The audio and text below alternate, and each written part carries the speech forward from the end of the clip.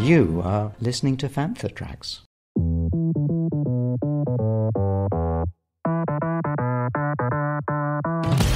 It's time to get all your Star Wars news in a single file. This is Canon Fodder.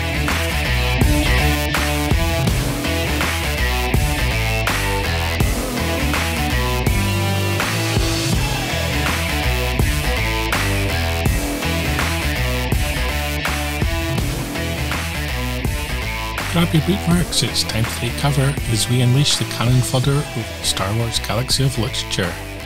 In this special edition of the show, my co-host Mark Newbold talks to Alex Segura about his new Star Wars novel, Poe Dameron Freefall, out now from Disney Lucasfilm Press. The young adult novel follows a teenage Poe setting out in the galaxy, where he meets up with the Rise of Skywalker's Zori and the criminal organisation the Spice Runners of Kijimi. Segura is a co-president of Archie Comics, which is currently experiencing a tremendous growth in both its comics and television output.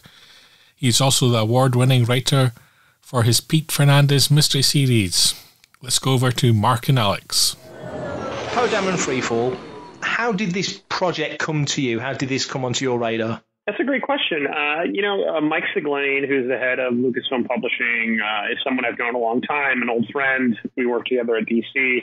And, we've always stayed in contact. He followed my career. I followed his. And I just announced that my Private Eye series, which is set in my hometown of Miami, was ending. It's gotten a lot of acclaim, some award nominations, a lot of buzz, and I was moving on to do something else. So I announced it that, this book was going to be the end and the fifth one. And he shot me an email shortly after that and said, have you ever considered doing any Star Wars? And, that's a very general question. And I took it very generally. I wasn't sure what he meant. So I said, yes. Yes, I've always considered it because I love Star Wars and it would be awesome to do anything in that space. And so then we started talking and he drilled down a bit and said, we're looking to do a Poe Dameron YA novel. And it would basically be his origin story and kind of set up a lot of things that you would then see in Rise of Skywalker. So, once I had that general idea, I really got to dive into that and kind of figure out what story I wanted to tell within the framework of what they were looking for the book to be. Yeah, because obviously, as you say, this is leading into, story-wise, obviously, it's queuing you up for what you see, especially in Rise of Skywalker, given Zori and Kijimi and all those connections. And also there's a framework to build from and waypoints to hit. How much scope then did you have to build up the story to your satisfaction within that sort of framework? When you go into writing IP, intellectual property, or characters that are not your own, I always go in expecting the rights holder to be strict, to say this is what you can do, this is what you can't do, this is what we need you to do. I write for Archie, I work at Archie, and you can only do so much with those characters. You can change the dynamic they're in and you can change elements, but Archie still has to be Archie. And, Jughead's not going to become a vegan. There's certain things that are just going to be what they are. But I was, I don't want to say surprised. I was so happy when, I talked to the story group. I had the initial conversations with story group. And they basically said, we want you to bring your voice to this. We want you to introduce new characters, introduce new elements. And these are the beats we think you need to hit. But how you connect those dots and what you add along the way is on you. And that was really cool because I saw the whole story and, the readers can be the final judge. I saw the whole story as a heist novel. It's a classic subgenre of crime fiction, the heist novel, where, an unknowing youngster gets pulled in to be the driver by this jaded gang of criminals. And that felt like such a natural springboard for Poe, who's impetuous and emotional and headstrong, but also very loyal and calculating and gifted. And so I just kind of backtracked and thought, well, what would he be like at 16? How would the Poe we met in Force Awakens be different and still feel like Poe? So I felt like I had a lot of wiggle room, and I wouldn't even call it wiggle room because that implies some level of constraint. I think It was a pretty open playing field, and I was really happy to have that opportunity. It's a huge honor. It struck me reading it that the book and Poe's journey was kind of similar to Han Solo's in Solo: A Star Wars Story. Got a young kid, impetuous, clearly got talent but hasn't reached the boundaries of it yet, but kind of thinks beyond what he can actually do. And there's a touch of that in this book as well as there is in Solo. And people do draw the parallels between Poe and Han, and obviously Wedge and Poe as well because of the piloting stuff. But did that strike you at all? Because within a year of each other, you've had these two sort of origin stories almost of these kind of similar characters going on journeys where they're, like I say, they're sort of beyond their skills almost. Yeah, definitely. I mean, there's a lot of parallels between Han and Poe, and I tried to be mindful of that, and I think we all were, in discussions about this story. But I think the big difference is Han, remained a scoundrel. He obviously did things, against the Empire and helped his friends, whereas Poe is kind of the inverse. He can do kind of shady scoundrel-like things. That's kind of his persona, but he's still mainly a part of the resistance. He's still part of, that's where he's entrenched. And I think this story is very much about pushing back against destiny and then accepting your destiny and making it your own. And I don't want to spoil the end of the story, but by the end of it, you realize where he's headed, and that path, even though it's not short, it's going to be a long way until he becomes the man we meet in Force Awakens. It's clearer now. So I did see the similarities, and I did try to kind of make Freefall stand on its own and be its own thing, not so much just, Solo Part 2.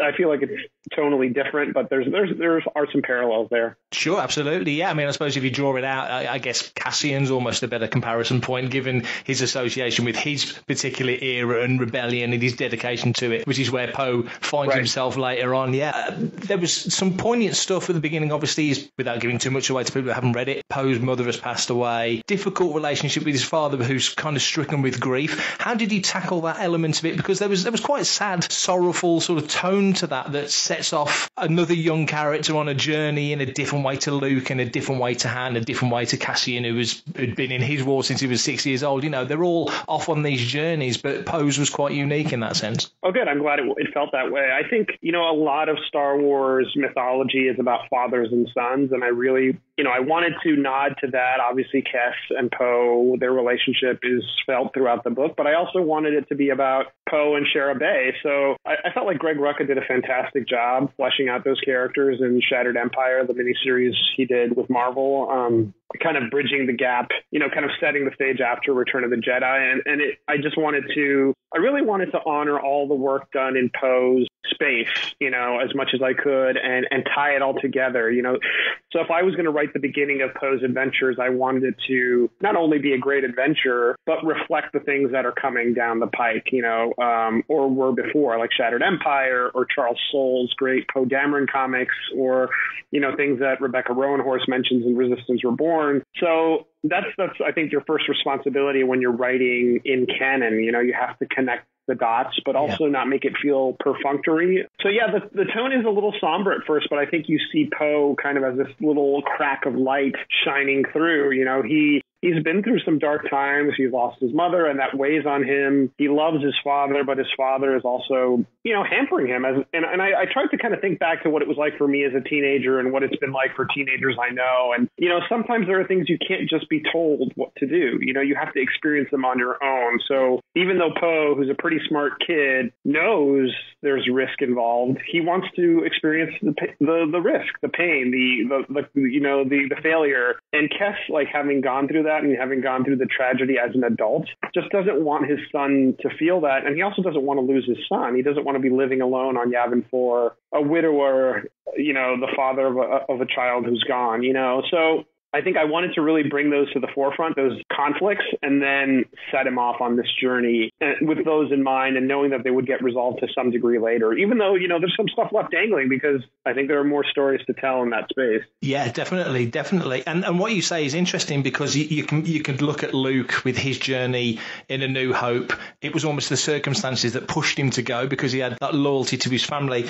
But in here, Lulo, the Duros, who sort of almost says, you've got to live this life, you've got to experience this, you've got to figure this out for yourself. It's almost like he saw the destiny in front of Poe more than his dad, who was kind of stricken by grief because he was too close to it, I guess. Yeah, and Lulo was great to write, and I'm glad I wove him into the story, because, he's not Poe's dad, but he's like his very, very thoughtful uncle, and he sees Shara Bay and Poe, and he knows, look, no matter what I do, I'm not going to be able to hold this guy down, hold this kid back. He's an adventurer. He needs to feel this. And you see it in that scene on Yavin where Poe is basically asking him, what would my mom do? What would you tell my mom in this situation? And Lulo can't lie about it. Yeah. And that's a turning point in the book where Poe's like, okay, you've said enough and I'm out the door. And I thought it was really a tough spot for Lulo because his loyalty is to Kes, and he knows that he should just try to keep Poe in line, but he also can't lie to this kid who's the son of his closest friend. So, that to me, the character to me is where you get the best conflict, when you're just putting two characters in a space and letting them interact and seeing where they kind of play off each other, as opposed to like over plotting and kind of moving pieces around. Though you definitely need to do that anyway, but the writing, for me, it gets really good when you put two people together and see how they kind of play off each other. For everything in one location, daily news, reviews, interviews, podcasts, video, and social media feeds, bookmark FanthaTracks.com for Star Wars news 24/7, 365. We're talking about people playing off each other. Obviously, Zori's as much a part of this book almost as Poe is. Did you enjoy detailing her earlier years as well, before the helmet? Yeah, I mean, I'll just give you a brief aside. As I was finishing up the book, obviously Rise of Skywalker came out and I got to see it. I have 2 young children, so I don't get out to the movies much. Yeah. Well, I didn't then, pre-pandemic, and definitely not now. But, I treated myself to a little business movie viewing, and I watched it. And, it was it's a great film. It's also great because that's when it finally hit me that I was doing this, because so many of the questions that spring out of the film are answered or at least addressed in this book. So it was like, wow, okay, people are going to watch this movie and then they're going to see this book is coming, and they just go hand in hand, which is very cool. And one of my favorite things was Zori, because you see her in the film. She's one of the coolest elements of the movie. But in terms of screen time, she's only up there for, 10, 15 minutes, arguably. And she's got that same Boba Fett quality. Like, she has a few more lines. She's mysterious, she's cool, she's badass, and she's interesting. And so I thought, well, how do I show her becoming this character? And with her, it was a much wider landscape because she's not established as much as Poe. So Poe, I knew there were certain things you had to say, and, you had to kind of present a Poe that people knew. With Zori, I didn't have that same weight, and so it was a much wider canvas to play with, and that was fun and interesting, and to be able to lay down her history and the hierarchy of the Spice Runners, and introduce characters like Tommaso and the other Spice Runners that Poe runs with when he joins up with them. It just really was such a cool thrill to be the one that got to add that history and background to this character that I think for sure is going to last a long time, and we'll see again in other canon novels or other adventures. And so to be able to be the person that kind of drove that origin was amazing. And obviously doing that for Poe is huge, but Zori was like a blanker slate, I guess. You've said, obviously, as a writer doing your own unique individual stuff, where you take the characters and the plot is where you want to take it. With an IP, you have got, not constraints, that's an unfair phrase, but you know what I'm saying. There's sort of levels and boundaries that you want to work towards. Do you enjoy that in the sense of, for example, in the book you mentioned, obviously, Shara passing, you mentioned the Y-Wing, you meet Babu Frick, you're touching on waypoints within the book. Do you enjoy weaving those in? Is that a fun thing to do? Yeah, I love it. I mean, I love writing my own novels because I can do whatever I want. I like writing comics of my own because I can do whatever I want in collaboration with other talented people. I like writing IP comics because, it's just a different puzzle, and with Star Wars, you're playing a puzzle with, our modern mythology, basically. You're putting together a story. You're taking all these pieces that are kind of floating around and connected to each other and adding another connection. And then also you have to make that beat interesting and engaging and entertaining all on its own. It can't feel like, this is just, like I said before, like just checking off a list or perfunctory. It's got to feel like Freefall on its own has to be an adventure. Like if someone doesn't know Poe or doesn't really know the intricacies of Star Wars, you want to still be able to hand it to them and say, hey, this will be fun. You'll be entertained by this, and it'll make you want to be a part of this universe. So yeah, I always see it as a challenge. I see it as, can I kind of immerse myself in this world, not as a fan, but as a researcher and writer, and then find little spaces where I can, extrapolate that into something bigger. And so that's kind of what I did. I became a student of Poe And I really just immersed myself in Star Wars, more than I would do as a fan, where I'm watching it and being entertained, but, much more as a student and researching and kind of finding things that are interesting. And I hope that the fans get that, because there are a lot of fun Easter eggs, not just for Poe, but like characters that show up that you wouldn't expect, or ship classes, or, races that, I tried to make it engaging for not only the newcomer, but also the hardcore fan. And I think my high point in the whole editing process was when someone from Story Group commented, "Hey, this is a deep cut." Like in a complimentary way, wow, I was not expecting to see that. And so that feels good when like you're succeeding on multiple levels. Something that I found interesting that I didn't expect when I saw Rise of Skywalker, my sense was that the Spice Runners on Kijimi were a local gang, a planetary gang. They weren't a bigger concern. And obviously through Force Awakens, you meet Kanji Club, you meet the Guavian Death Gang. In the original trilogy, you had Jabba's underground stuff. There's stuff being brought into Rogue One and other films, obviously Solo being in the underworld. And then you expand upon the Spice Runners as being a larger group than I certainly ever considered it to be. How interesting was it then to sort of develop that little strata of that particular group? Oh, that was cool. That was, I'm a crime writer, and I've always been obsessed with science fiction, but also obsessed with organized crime. So the idea of writing a crime novel in space with undertones of organized crime, or being able to kind of establish some of the hierarchy of the crime of the underworld in space in Star Wars, was just candy for me. So ironically, when I got the call, I had been rereading this mammoth book called Five Families, and it's really this epic history of organized crime or the mafia in the last 2 centuries. And I'd also just finished reading McMafia, which is a great story about, organized crime in the post-Soviet Union, in Eastern Europe, and how, we've got these oligarchies. And, now I'm rambling, but I was in the mindset of crime in a macro sense, how to present it, how do these people play off each other. And so the idea that the empire is almost like this extreme government that falls, but had everything kind of in check. And then the Republic steps in, and while they're quote unquote they're the good guys, they might not be as good at keeping this in check, because they're trying to just survive. They're trying to get their footing. They're trying to do the right thing. And so now crime is on the upswing. And so that was interesting to play with all of that, the kind of the geopolitical side of it, while still telling a really fun, focused YA story in terms of Poe and what was going on. So it was a blast. I loved that part of it. That's a good point. I watched the last episode of Lower Decks today, and which is fantastically fun Star Trek animated show, obviously. Yeah. There was a line in there when they basically, and it made me think of the New Republic more than the Federation, when they said the Federation's great at doing things for the first time, but the maintenance is terrible. They can't maintain anything. The Packleads go and change their ways, and different species go and change things up. And because the galaxy is so huge, they might not get back for 70 years, so they just don't know. And it just kind of reminded me, especially your story, which is about 14, 15 years after Jedi, that you're sort of midway between Jedi and Force Awakens. So you're in an era where the New Republic is very much changing its MO, and it's trying to demilitarize, and different things are happening. And that must have been interesting to sort of be in that area, because nobody else has written in that particular time period, have they? Yeah, it felt like a particularly fertile area. I mean, I think you have some comics and some novels set in that space, but from what I could tell, and from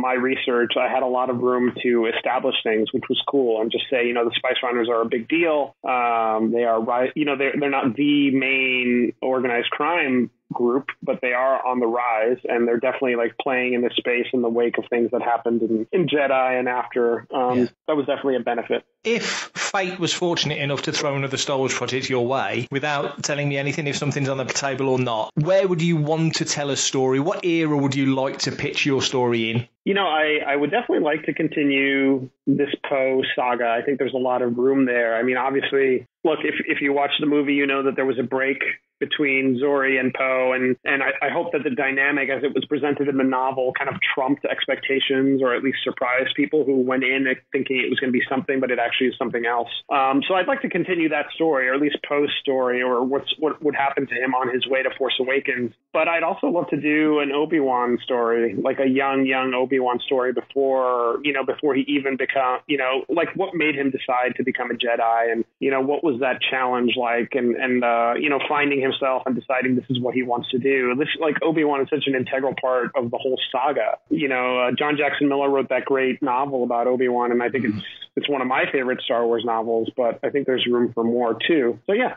And finally, what else is coming from your keyboard in the imminent future? I've got a few comic book things that are going to be announced soon, and my next crime novel is a standalone. It's called Secret Identity. It's coming out from Flatiron Books.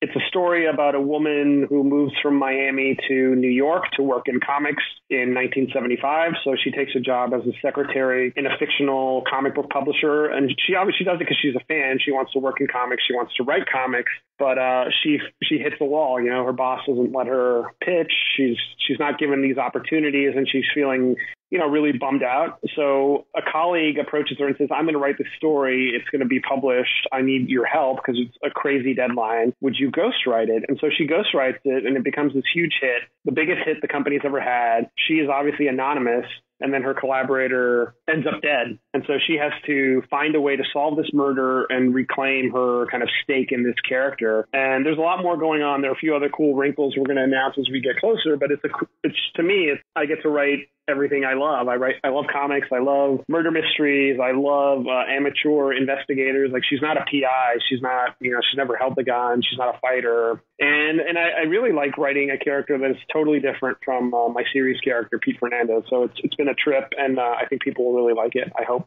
Well, that sounds fascinating. Mid-70s Marvel DC era, it's got that kind of vibe. It sounds fascinating. Yeah, it's interesting because comics hasn't always been this vibrant, like, fertile area for people to, there have been many times in the industry's life where people are like, yeah, comics are dead. This is just something I'm going to do until I write a novel or write a TV show or go off and do something else. And I think 1975 was definitely a low point for the industry. It was right before comic shops became a thing, and the newsstand was fading away. And so it was very much a dark time for comics. So it's been an interesting period to explore and talk to people that worked there around that time and really get a sense of what it was like to be a woman working in comics around then. So it's been cool to write. It sounds fantastic. I look forward to that very much. And thank you so much for your time. Really appreciate it. And I'm sure we'll talk again in the future.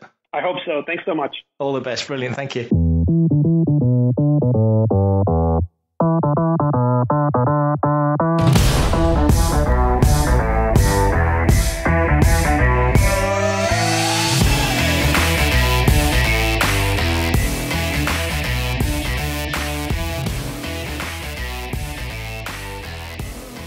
Thanks for listening to Canon Fodder.